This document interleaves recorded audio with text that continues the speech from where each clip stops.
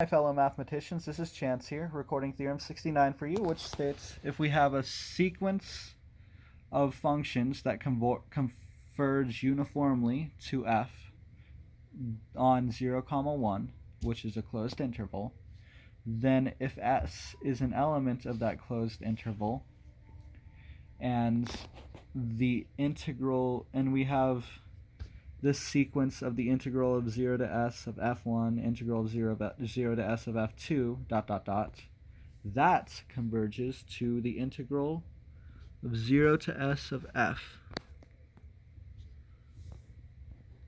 Sorry, it got a little blurry. So definitions I need are definitions...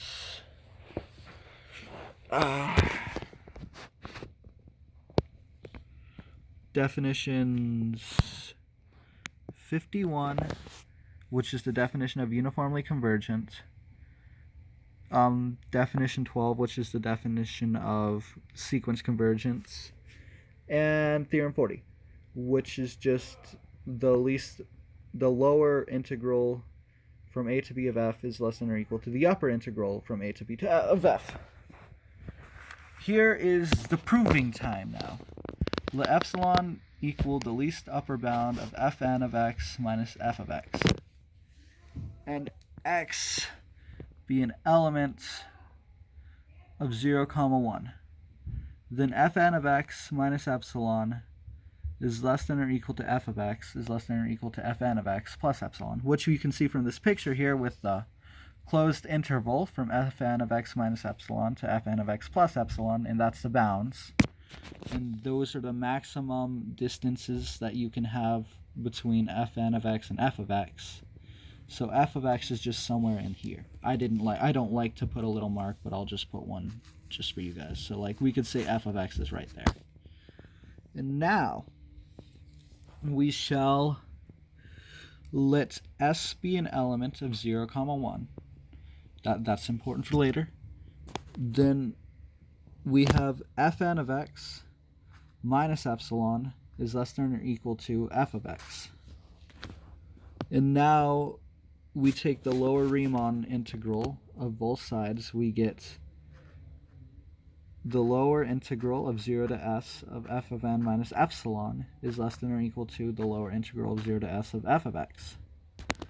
And then we have, since f is Riemann integral, since we know fn is Riemann integrable, we don't know about f because we're still doing stuff and we're trying to prove stuff with f.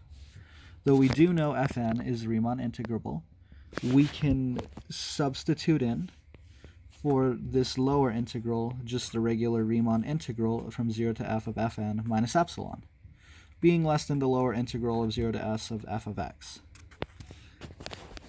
And now we have L, so we have the lower integral. We know that the lower integral of 0 to s of f of x is less than or equal to the upper integral of 0 to s of f of x. Also, we know that the opposite of this integral holds. So like, you know how, so if we have like a is less than b minus b, or less than or equal to, minus b is less than or equal to a, right there. And that's basically what's going on right here. That's going to be important for later for a quick little substitution. And now we have part 2. Part 2, you consider f of x is less than or equal to f of n plus epsilon. Then we take the upper bounds. We take the upper integral of both sides, not the upper bounds. And the inequality holds.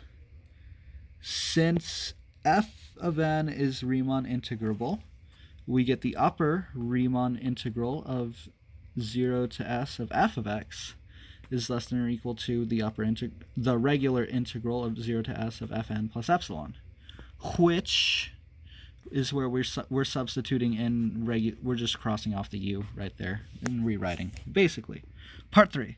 So by parts 1 and 2 we get this inequality. The integral from 0 to s of f of n minus epsilon is less than the lower integral of 0 to s of f which is less than or equal to, by theorem 40, the upper integral of 0 to s of f, which is less than or equal to 0 to s of f of n plus epsilon. So we have that big inequality. And now, what we are going to do with that inequality is subtract. We're just going to move this out of the light. We are going to subtract L from the inequality. We're going to subtract L, that meant to say the lower, we're going to subtract this from the whole inequality. So we get the integral from 0 to s of f of n minus epsilon. You guys can see that. So we get that inequality right there. And now we're going to ignore this side and just focus on this side. Consider, this is part 4. Consider 0 is less than or equal to the upper integral of f minus the lower integral of f, which is less than or equal to the integral of f of n plus epsilon minus the lower integral of 0 to s of f.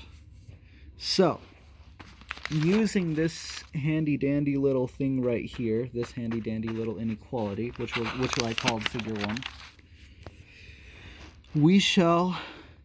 we know that the integral of 0 to s of f of n plus epsilon plus minus L plus minus this stuff right here is less than or equal to the integral of 0 to s of f of n plus epsilon plus minus this integral because of that inequality. And now, with that, what we do is we consider the inequality. We're going to basically ignore this side for now, is what we're going to do, and look at this side. So we're considering that right here. So we're taking the integral from 0 to s of f of n plus epsilon minus the integral of 0 to s of f of n minus epsilon. And that is the integral of 0 to s of 2 epsilon.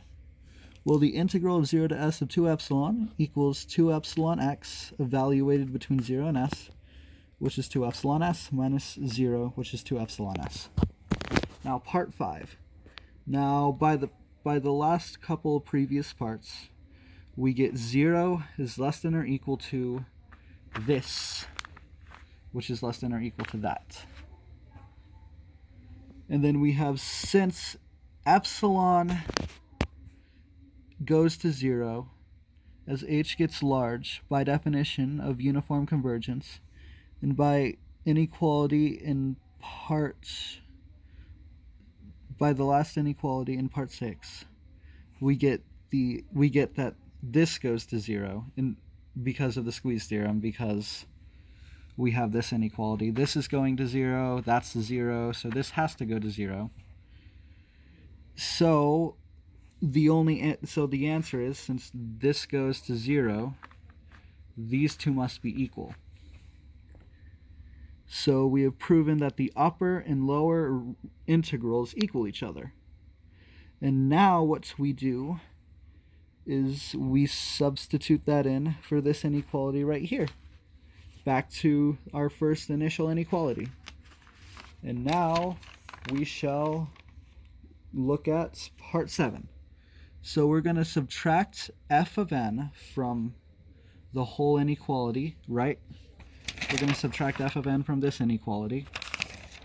And we're going to get the integral of 0 to s of, the minus integral of 0 to s of epsilon is the integral of 0 to s of f minus the integral of 0 to s of f of n, which is the integral of 0 to s of epsilon. And that's meant to be a minus epsilon.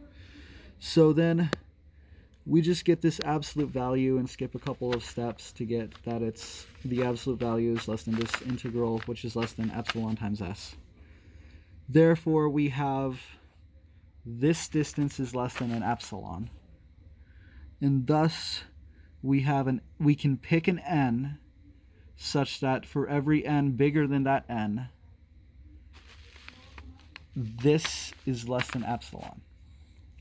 Thus, the integrals sequence converges to f. The integral sequence converges not to f, but to the integral 0 to s of f. And now I just wanted to say that I really could not have done this without my teacher. So I'd like to thank you, Tom. And that's it. Bye.